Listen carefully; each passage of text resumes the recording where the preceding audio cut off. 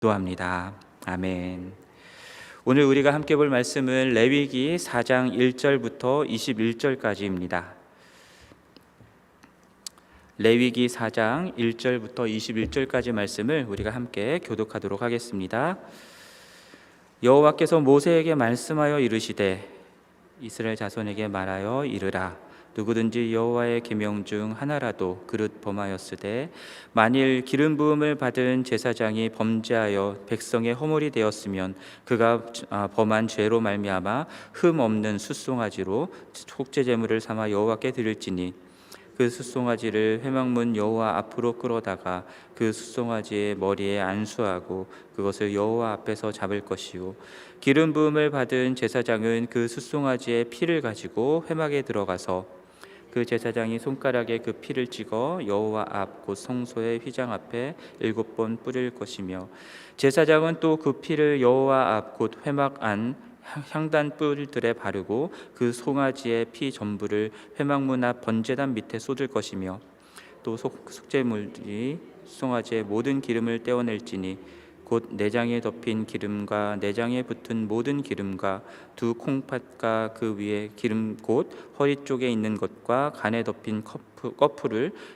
콩팥과 함께 떼어내되 화목제 제물의 소액에서 떼어냄 같이 할 것이요 제사장은 그것을 번제단 위에서 할 것이며 그 숫송아지의 가죽과 그 모든 고기와 그것의 머리와 정강이와 내장과 또 그 숫송아지의 전체를 진영 바깥에 버리는 곳인 정결한 곳으로 가져다가 불로 나무 위에 사르되 곧 재 버리는 곳에서 불사를 지니라.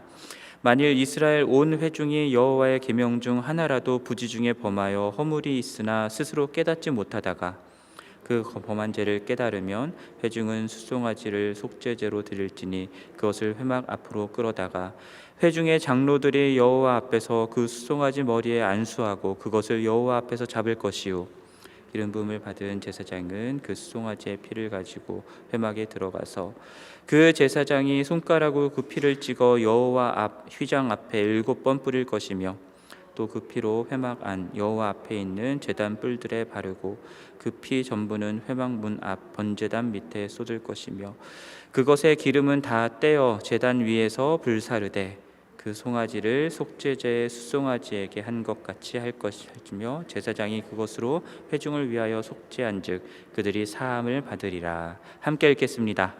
그는 그 숫송아지를 진영 밖으로 가져다가 첫 번 숫송아지를 사름같이 불사를지니 이는 회중의 속죄제니라. 아멘.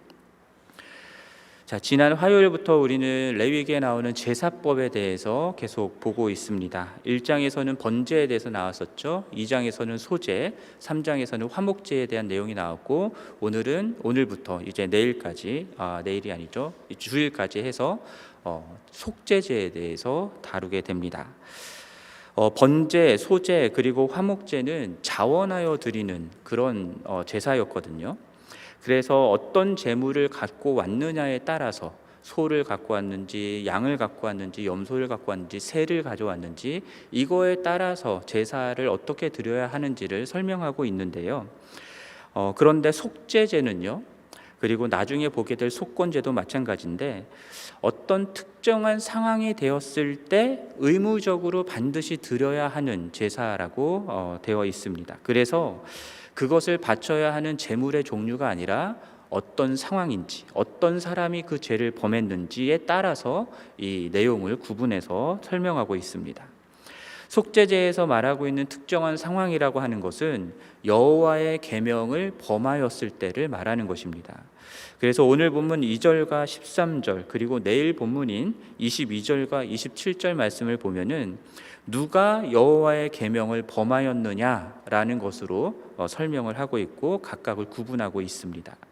오늘 본문인 2절과 13절 말씀을 보면은 기름 부음을 받은 제사장이 계명을 범하였을 때 그리고 온 이스라엘 회중이 범하였을 때를 구분해서 설명하고 있죠. 4장 전체를 크게 둘로 나눌 수 있는데요. 그게 바로 오늘 본문인 21절까지야 내일 본문인 마지막 절까지의 내용들인데요. 이것을 이렇게 구분하는 중요한 차이점 중에 하나가 뭐냐면 대제사장이나 전체 회중이 하나님 앞에 범죄했을 때는 회막 안 성소로 안으로 들어가서 피를 뿌리는 행위를 합니다. 그런데 내일 본문에 나오는 족장이나 일반 백성의 경우에는 피를 회막의 바깥 희생 제사의 단에 뿌리는 것으로 되어 있습니다. 이것이 이 차이가 있다라는 것을 우리가 볼 수 있고요. 그럼 오늘 본문에 나오는 기름 부음 받은 제사장이 여호와의 계명을 그릇 범하였을 때, 그리고 온 이스라엘 회중이 하나님 앞에서 범죄하였을 때 회막의 성소 안에 피를 뿌리는 이 속죄제에 대해서 좀 더 구체적으로 살펴보도록 하겠습니다. 2절 말씀을 보면은 그릇 범하였다라고 하는 말씀이 나오죠. 여호와의 계명 중 하나라도 그릇 범하였다라고 하는 이 말은요, 여기서 그릇이라고 하는 이 단어는 마치 양처럼 길을 잘못 들었다라고 하는 그런 의미를 갖고 있는 단어에서 파생된 것입니다. 그리고 범하였다라고 하는 것도요, 관역을 놓치다, 실패하다, 실수하다라고 하는 의미를 담고 있습니다. 그리고 13절에 나오는 보면은 부지 중에 범하여라고 되어 있죠. 그러니까 지금 이 속죄제의 경우에 해당하는 죄를 범하였다라고 하는 것들이 어떤 것들이냐면, 여호와의 계명을 의도적으로 오만하게 반항하거나 해서 범죄하는 그런 케이스가 아니라 실수로 부지 중에 잘 알지 못해서, 그리고 여러 가지 중에 하나를 놓쳐서 범하게 되는 그런 죄를 말하는 것입니다.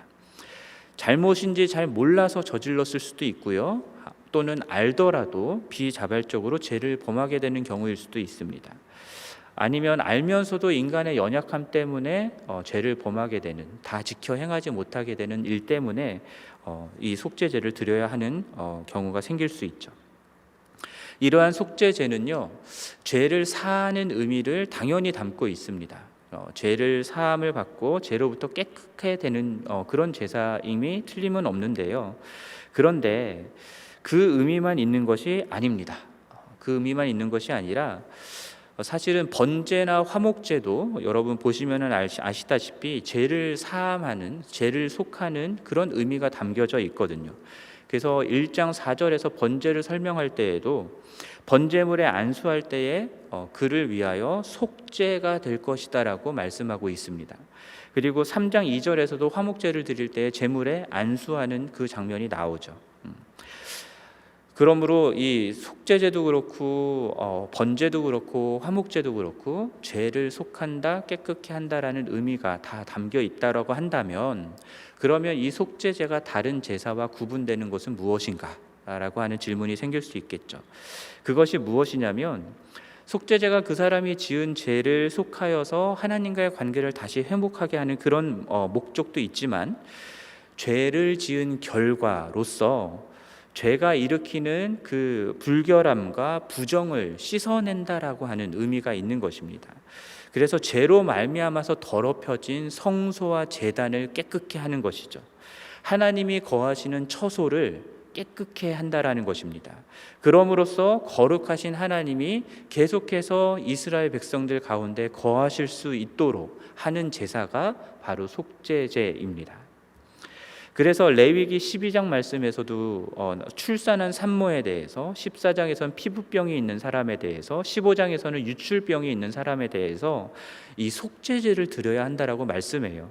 그러한 부분들이 죄는 아니지만 하나님 앞에 나아가서 제사를 드리는 의식을 행하는 데 있어서는 부정하게 여겨졌었기 때문에 그런 부정한 것을 깨끗하게 한다, 부정함으로 인해서 성소를 정결하게 한다라고 하는 의미로 속죄제를 드리는 것입니다. 그래서 이러한 이유들 때문에 학자들은 이 속죄제라고 하는 이름보다 정결제사라고 불리는 이름을 선호합니다. 자, 3절 말씀 보면은 이제 기름 부음 받은 제사장이 이제 그릇 범하였을 때의 경우를 이야기를 하죠. 여기서 기름 부음을 받은 제사장은 그냥 일반적인 제사장이라기보다는 대제사장을 의미하는 것입니다. 대제사장이 하나님의 계명 중에 하나를 그릇 범하였을 때, 부지 중에 뭔가 하나를 실수하였을 때, 그것은 그 사람만의 그 대제사장만의 허물로 끝나는 게 아니라요, 3절 말씀 보면은 백성의 허물이 되었다라고 말씀하죠. 백성의 허물이 되는 것입니다. 왜냐하면 대제사장은 백성을 대표하여서 하나님께 나아가는 사람이었기 때문입니다. 그러나 대제사장도 인간이죠. 인간이기 때문에 실수할 수 있습니다. 부지 중에 계명을 잘못 지킬 수도 있습니다. 그러한 때에 대제사장은 이 흠없는 숫송아지를 가져다가 속죄 제사를 드려야 하는 것인데요. 여기서 숫송아지라고 되어 있긴 하지만 이것을 또 그냥 숫소로 보아야 한다라고 하는 견해도 있습니다. 근데 이 숫송아지든 숫소든 상관없이 백성을 대표하는 대제사장의 자리가 중요한 만큼 그만큼 큰 책임을 져야 하기 때문에 또 그만큼 비싼 숫소를 또 숫송아지를 제물로 바쳐야 한다라고 되어 있는 것 같습니다. 그럼 그 속죄 제사를 드리는 과정에 대해서 이제 4절부터 12절까지 자세하게 설명이 되어 있는데요. 4절에 보면은 제물의 머리에 안수하고 여호와 앞에서 잡으라라고 되어 있죠. 안수는 죄를 전가하는 의미가 있다라는 것을 여러분 이미 알고 계실 겁니다. 그렇게 잡은 숫송아지의 피를 받아다가 어디로 갑니까? 회막으로 들어갑니다. 성소로 들어가는 것이죠. 그리고 6절을 보면은 그 손가락에 그 피를 찍어서 성소의 휘장에 그 피를 뿌리는 장면이 7번을 뿌리게 됩니다. 대제사장은 하나님의 임재가 있는 성소에서 살고 성소에서 일을 했기 때문에 그의 죄는 즉각적으로 하나님의 성소를 더럽히게 됩니다. 부정하게 만들게 되죠. 그래서 정결하게 하는 일 자체도 회막 바깥이 아니라 회막 안까지 들어가서 성소를 깨끗하게 하는 것이 필요했던 것입니다.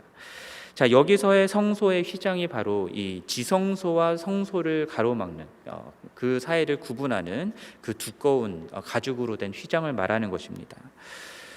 그 7절에서는 그 피를 또 회막 안 향단 뿔들에 바른다라고 되어 있죠. 그리고 남은 피는 전부 다 회막 문 앞에 있는 번제단 밑에 쏟아 부어야 한다라고 되어 있습니다. 향단도 지성소 그 휘장 바로 바깥에 앞에 있는 그 성소의 위치에 있었던 것이고요. 피를 찍어서 7번 뿌린다라고 하는 것, 그리고 향단에 뿔을 바르고 제단에 피를 쏟는다라고 하는 것, 이 모두 다 피로써 성소를 정결하게 한다라는 의미로 우리가 이해할 수 있습니다. 성소의 모든 곳에 다 뿌리지는 않았지만 7번이라고 하는 완전 숫자로 피를 뿌림으로써, 그것도 지성소를 향하고 있는 휘장을 향하여 뿌림으로써 하나님 앞에서 모든 성소를 깨끗게 한다라고 하는 의미를 담고 있는 것이죠. 자, 이렇게 제물의 피를 처리하는 데 있어서요, 번제랑 화목제 이런 제사들은 피를 가져다가 뿌려라 라고만 되어 있는 이 2개의 동사만을 쓰는데요, 속죄제에서는 총 6개의 동사를 사용한다고 합니다. 그래서 피를 받아다가 가져다가 담궈서 흩뿌리고 바르고 쏟아붓는 행위까지 이런 복잡한 과정을 거쳐야 한다라는 것이고요. 이것이 죄에 오염된 성소를 깨끗하게 정결하게 하는 그 과정을 형상화한 것이다라고 해석하는 사람도 있습니다. 그리고 속죄제물의 모든 기름을 떼어서 이제 번제단에 불살라야 한다라고 되어 있고요. 그 외에 그 숫송아지의 가죽과 고기, 내장, 똥, 이 모든 것들은 다 남김없이 진 바깥으로 재버리는 곳으로 가져다가 정결한 곳에서 불살라야 한다라고 되어 있습니다. 대제사장의 죄뿐만이 아니라 모든 백성의 죄를 위한 것이기도 했기 때문에 이 고기의 어떠한 것도 제사장이나 사람들이 취할 수 없었고요. 완전히 폐기 처분해야 했던 것입니다. 자, 이러한 대제사장의 속죄 제사의 모든 과정들은요, 누가 했을까요? 대제사장이 해야 했습니다.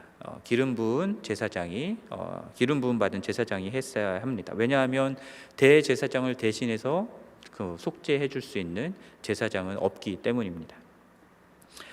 그리고 13절 이후부터 21절까지에는 이제 이스라엘 온 회중이 여호와의 계명 중에 하나라도 부지 중에 범하여서 허물이 있지만 그러나 스스로 깨닫지 못하는 거예요. 그러다가 깨닫게 되었을 때 그때 드리는 속죄 제물에 대해서 말씀하고 있습니다. 자, 이스라엘의 온 회중의 속죄제도요, 대제사장이 집례를 하게 되고요. 대제사장의 제사 때와 거의 유사한데 단 두 가지가 다릅니다. 하나는 15절에 나오는데 회중의 장로들이 여호와 앞에서 제물에게 안수하는 이것입니다. 장로들은 이스라엘 온 회중을 대표하는 사람들이죠. 이로써 회중을 대표하는 이 회중의 죄를 제물에게 전가하는 안수를 이 사람들이 행했던 것입니다. 또 다른 점은요. 또 하나의 다른 점은 18절에 나옵니다. 대제사장의 경우에는 회막 안 향단뿔, 향을 피우는 그 향단뿔에 피를 발랐는데요. 이번에는 제단뿔에 발랐다라고 되어 있습니다. 자, 이 둘의 차이가 무슨 의미일까? 라고 할 때에 이것을 정확하게 알 수는 없을 것 같습니다. 근데 그 외에 모든 속죄 제사를 행하는 과정들은 똑같습니다. 대제사장 때나 이 온 이스라엘 회중을 위한 속죄제나 다 똑같습니다. 자, 이 두 내용이 단 두 가지 외에는 다 똑같다라는 것이 무엇을 우리에게 말씀해 주냐면, 대제사장이 이스라엘의 회중의 대표로서 이러한 제사를 행하는 것처럼 이스라엘 역시도 대제사장만큼 중요한 자리에 있다라는 것을 우리에게 가르쳐주는 부분입니다. 왜냐하면 제가 수요 예배 때도 이걸 말씀드렸었는데, 이스라엘은 하나님의 제사장 나라로서 택함을 받은 민족이잖아요. 그래서 온 세상의 민족을 대표하는 제사장으로서의 범죄함을 속죄하는 제사를 드려야 했던 것입니다. 그래서 대제사장이 드리는 제사의 내용과 이스라엘 백성의 온 회중의 죄를 속하는 속죄제의 내용이 같았던 것이죠. 자, 오늘 본문의 내용들을 가지고 오늘날 우리 살아가는 우리들에게 어떻게 적용할 수 있을까요? 우리의 죄는요, 우리가 찬송가 불렀던 것처럼요, 예수 그리스도의 은혜로 단번에 완전한 제사로 다 사해졌습니다. 그래서 우리는 이때와 같이 굳이 소를 잡아서 이렇게 속죄제를 드릴 필요가 없죠. 그러나 우리가 예수 그리스도의 피로 완전히 속죄함을 받았지만 우리는 계속해서 범죄할 수 있기 때문에 하나님 앞에서 회개하는 것이 필요합니다. 특별히 오늘 본문에 나오는 대제사장을 교회 공동체를 대표하는 리더로, 그리고 이 온 이스라엘 회중은 교회로 생각을 해본다고 한다면, 교회의 리더나 목회자들 그리고 교회 공동체는요, 하나님의 말씀 중 하나라도 어기게 되는 그것에 대해서 민감하게 회개하는 것이 필요하다라는 것을 우리가 생각해 보아야 합니다. 당연히 악한 의도를 가지고 하나님께 반항하고자 교회 공동체나 목회자들 또는 교회 리더들이 범죄하는 경우는 없을 것입니다. 그런 죄를 저질러서는 안 됩니다. 속죄제에서도요, 그렇게 하나님을 향해서 고의적으로 악한 의도를 가지고 하나님께 반항하면서 저지르는 것에 대해서는 속죄제를 할 수 없다라고 말씀합니다. 그런 속죄제가 없습니다. 아예 그런 죄에 대해서는. 그러므로 오늘날 교회 공동체의 죄악도, 그리고 목회자나 리더들의 죄악도 어떤 의도적으로 악하게 저지르는 부분에 대해서는 하나님 앞에서 당연히 회개해야 되겠지만, 신약 성경에서 말씀하는 것처럼 성령을 회방하는 것, 그것은 속죄함 받을 수 없다라고 말했던 것처럼 속죄함을 받지 못할 가능성도 있다라는 것을 우리가 생각해 보아야 합니다.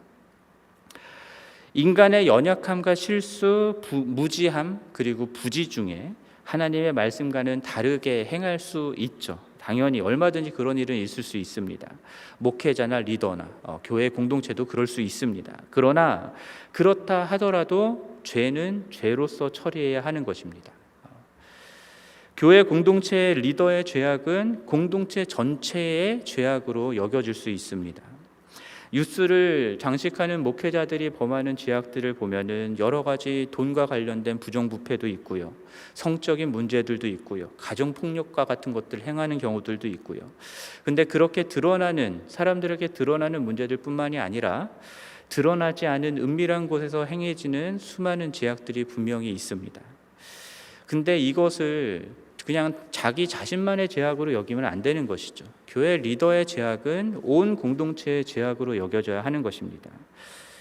이것을 기억한다고 한다면 목회자들은 당연히 더욱더, 교회 리더들은 당연히 더욱더 하나님 앞에서 범죄하지 않기 위해서 더욱더 주의하고 몸부림치는 것이 당연할 것입니다.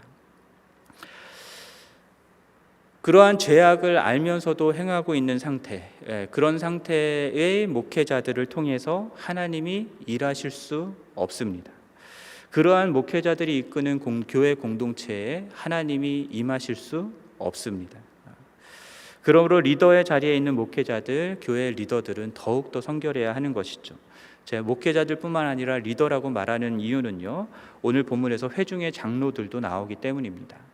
회중의 장로들도 온 이스라엘 회중을 대표하는 사람들로 그 제물에게 안수했던 사람들이잖아요. 이들도 마찬가지입니다. 공동체를 대표하는 사람들이기 때문에 하나님 앞에서 죄를 범하지 않도록 철저하게 노력하는 것들이 필요하고, 죄를 범하였을 때는 또한 하나님 앞에 철저하게 회개하는 것이 필요합니다. 거룩하신 하나님의 임재 가운데 살아가기 위해서는 반드시 정결해야 합니다. 죄의 문제를 해결하지 않는 한 하나님은 함께할 수 없기 때문인데요. 그렇게 죄의 문제를 해결하지 않고 그냥 덮어두고 가는 경우들이 참 많습니다. 근데 그렇게 덮어두고 가는 그런 공동체에 하나님이 함께 하실 수가 없는 것이죠. 그러므로 공동체의 죄악은, 그 죄는 철저하게 다뤄져야 합니다. 그 당시에는 그것이 죄라고 여겨지지 않았거나 알지 못할 수도 있습니다. 그래서 그냥 넘어갈 수도 있겠죠. 그러나 그것이 하나님의 말씀 앞에서 죄악이다라는 것이 드러났을 때에는 그것을 온 공동체가 함께 하나님 앞에 철저하게 회개하는 것이 필요합니다. 이미 오래전에 있었던 일이니까 괜히 들춰내서 그걸 문제시 삼으면 교회가 또 시끄러워질 수 있으니까 그냥 덮어두고 가자라고 하면은 안 되는 것이죠. 그렇게 덮어둘 때 오히려 하나님께 더 큰 죄를 범하게 된다라는 것도 우리가 기억해야 할 것입니다. 참으로 안타까운 일이지만 오래전부터 한국 교회가 자정 능력을 상실했다라는 말들을 참 많이들 합니다. 스스로 죄를 깨닫고 그 죄로부터 돌이킬 능력이 한국 교회에게는 사라졌다라는 의미입니다. 그래서 어떤 일들이 많이 일어나냐면요, 오히려 세상이 교회 보고 너희들 잘못됐다라는 지적을 하기 시작했습니다. 교회가 잘못돼 가고 있다라고 세상이 말하기 시작해요.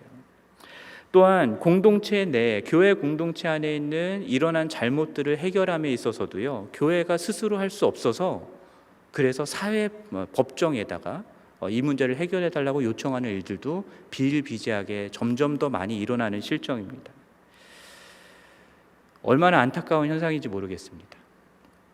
이러한 일들을 볼 때에 물론 우리 교회가 아니라 할지라도 우리가 주님 안에서 하나 된 큰 보편적인 교회로, 하나의 교회로 생각을 한다면 그 역시도 우리가 끌어안고 회개해야 할 부분이라는 생각을 해봅니다. 교회가 이 세상 가운데 살아계신 하나님을 드러내고 나타내는 그것을 하나님을 증거하기 위해서 존재하는 것인데, 그런 교회가 잘못된 길로 가고 있는데 회개하지 않고 오히려 세상으로부터 지적을 받고 있는 상황이라고 한다면, 그렇다면 하나님은 도대체 누가 증거할 수 있겠습니까? 우리 교회는 어떠한지 돌아볼 수 있었으면 좋겠습니다. 그리고 공동체적으로 회개해야 할 죄악들은 없는지, 우리들이 덮어두고 그냥 지나간 죄악들은 없는지, 우리가 용기 있게 하나님 앞에 또한 정직하게 회개하고 돌이키는 것들이 필요하다라는 생각을 해봅니다.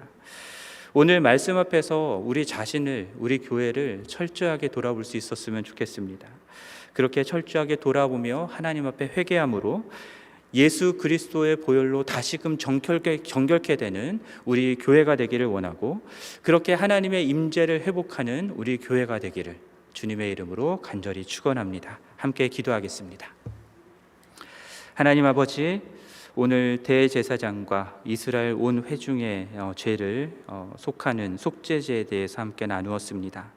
하나님, 교회 리더의 목회자의 죄악은 온 교회의 죄악인 것을 보았습니다. 또한 온 이스라엘, 온 교회의 죄악은 또한 철저하게 회개하고 돌이켜야 함을 생각해 보았습니다. 하나님, 우리 교회도 오랜 역사 가운데 덮어두고 지나간 공동체의 죄악들은 없는지 돌아볼 수 있게 해주시고 깨닫게 해주시옵소서. 주님께서 깨닫게 하실 때에 우리 온 공동체가 함께 주님 앞에 나아와 속죄하며 회개하며 회개할 수 있게 도와주시고, 주님의 그 거룩하신 임재가 다시금 우리 가운데에 회복되는 놀라운 은혜가 있게 하여 주시옵소서. 이 모든 말씀 우리 주 예수 그리스도의 이름으로 기도합니다. 아멘. 하늘에 계신 우리 아버지여, 이름이 거룩히 여김을 받으시오며 나라가 임하시오며 뜻이 하늘에서 이루어진 것 같이 땅에서도 이루어지이다. 오늘 우리에게 일용할 양식을 주시옵고, 우리가 우리에게 죄 지은 자를 사하여 준 것 같이 우리의 죄를 사하여 주시옵고, 우리를 시험에 들게 하지 마시옵고 다만 악에서 구하시옵소서. 나라와 권세와 영광이 아버지께 영원히 있사옵나이다. 아멘.